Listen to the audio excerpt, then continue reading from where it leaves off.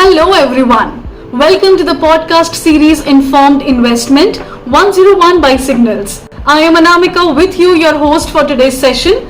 To start with, let me introduce Signals to you. Signals is a newly launched tech platform that is the marketplace for the SEBI registered research analysts and registered investment advisors. This podcast has been designed to bring you a host of informative sessions through SEBI registered professionals. In this episode, I am thrilled to bring to you the topic why structured approach is important in investing. And I am super excited to introduce you to our esteemed guest of our first episode of this podcast. तो मैं सबसे पहले आज के इस podcast में welcome करना चाहूंगी आज के हमारे स्पेशल गेस्ट मिस्टर सुनील कटेशिया जी को. Sunil Kateshia is a SEBI registered research analyst with over 28 years of extensive work experience in finance, equity and credit management. Sir, we welcome you in our podcast today. Thank you so much, Anamika, and to the Signals for bringing me over here on this platform. So, Mr. Sunil, let's start with our today's podcast. So, Mr. Sunil, can you talk about your journey with the investment market? So I started my journey in 1992. Everybody knows, सबको पता है कि हर्षद मेहता जब ये exist थे. So I was in 12th standard. I passed out my 12th standard. I did my part-time job with. I started part-time job with sub broker. There my journey starts. After that 2004 में when मैंने NDTV join किया, मैंने investment start किया. I did gain from the equity market. समझ में आया कि equity market क्या होता है, बट फिर then priorities changes. Again I had to start in the year 2016. मैंने एक्चुअल 2016 में रिसर्च कैसे करते हैं वो सीखना चालू किया. Over a period of 2 to 3 years time under guidance of my cousin Hitesh Chavan, I learned in depth research analysis, proper study मैंने सीखा. एंड उसके बाद 3 साल मैंने प्रैक्टिकल नॉलेज गेन किया. Now I am here to give it back to the society and I choose signal as my platform to advise people and that's the best thing what I can think of. So Sunil ji, moving forward with the next question, that why someone should invest in stock market? Stock market में क्यों निवेश करना चाहिए? Stock market में invest करने के 2-3 reason है. हमारी जो मेन सोर्स ऑफ इनकम है वो काफी नहीं होती है हमारा रिटायरमेंट लाइफ के लिए.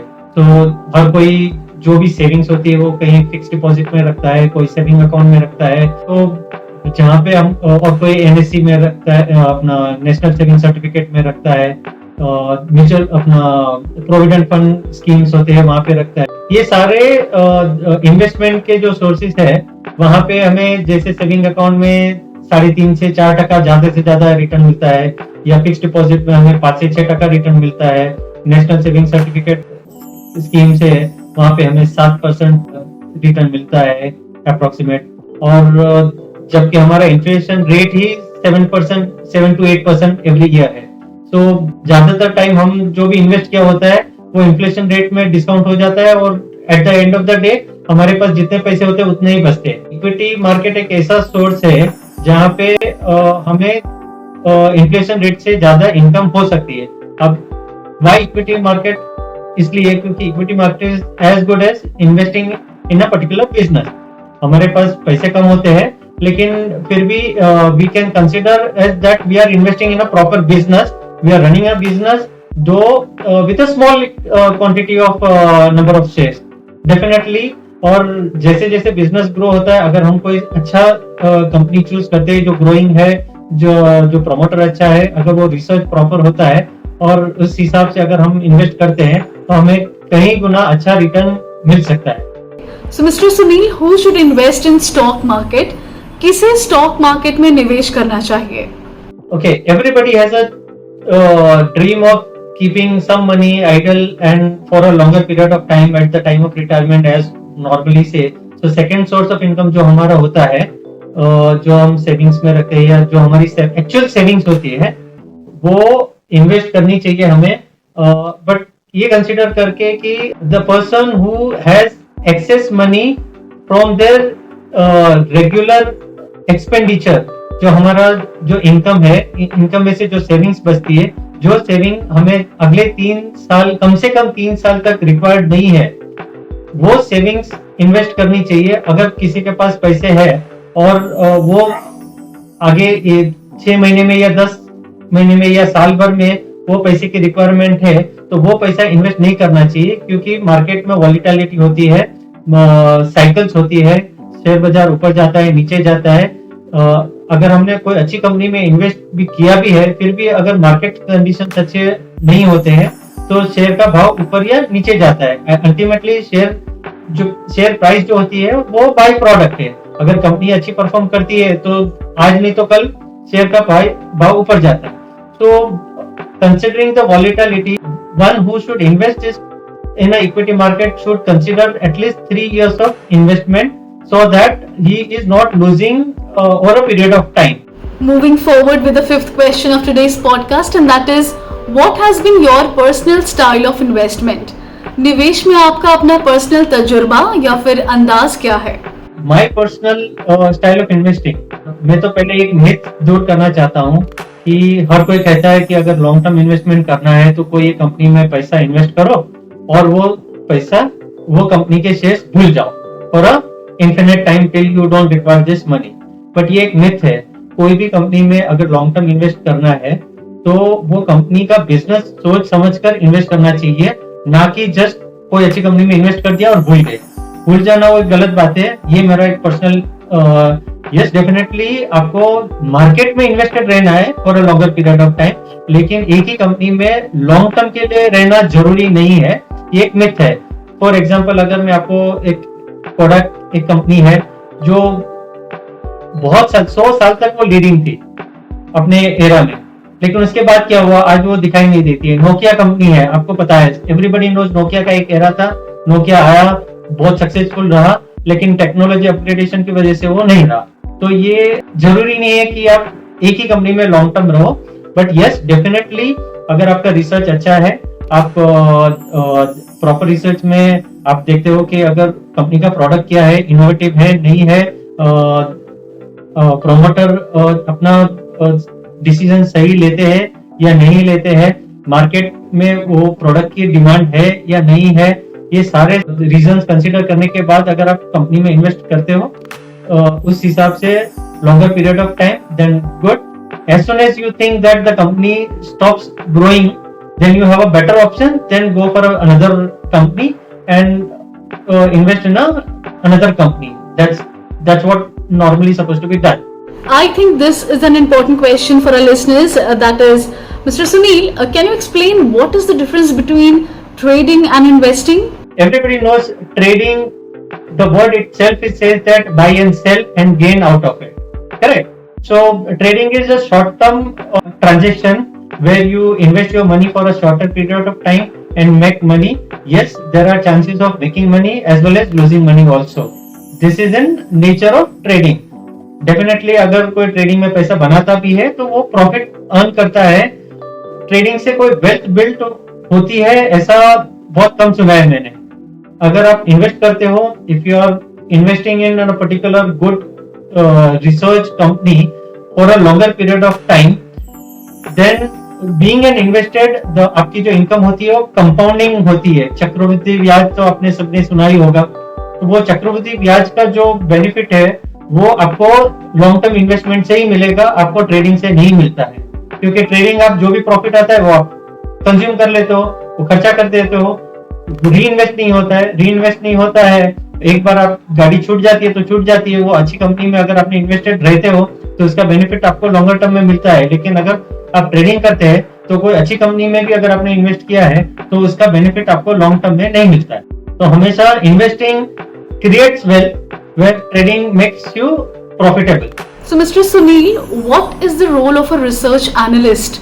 How a RA can facilitate or influence a structured investment? Okay, मैं एक एग्जांपल देना चाहता हूँ कि अगर रिसर्च एनालिस्ट का जो रोल होता है वो एक डॉक्टर के जैसा होता है। अगर आप बीमार गिरते हो, बीमार गिरने के बाद आप जैसे मार्केट में मेडिकल स्टोर पे जाते हो और कोई भी दवाई ले लेते हो, आप ठीक हो गए तो अच्छी बात है, नहीं हो गए तो फिर से दूसरी बार जाते हो आप मेडिकल स्टोर में, फिर बोलते हो कि अरे मेरा पेट दर्द हो रहा है, अभी तक ठीक नहीं हुआ। जो मेडिकल वाला जो बंदा होता है वो और एक नई गोली दे देता है। तो मार्केट में भी एक ऐसा ही रोल है रिसर्च एनालिस्ट का कि अगर आप डॉक्टर के पास नहीं जाते हो और मेडिकल स्टोर के पास जाते हो, तो अगर आप मार्केट से टिप्स मिलती है जो आपको, वो tips is as good as you are buying a medicine from a medical store. जैसे ही आप डॉक्टर के पास गए, आप स्पेशलिस्ट के पास गए, तो आपको प्रॉपर ट्रीटमेंट मिलती है, रूट कॉज आइडेंटिफाई करते हैं। वैसे ही रिसर्च एनालिस्ट के पास जो भी इक्विटी अपॉर्चुनिटीज होती है, वो अपनी प्रॉपर रिसर्च करने के बाद, डायग्नोज करने के बाद वो आपको रेकमेंड करते हैं। तो आपके जो पैसा लूज होने के जो चांसेस है वो बहुत ही कम हो जाते हैं और you can avoid making losses.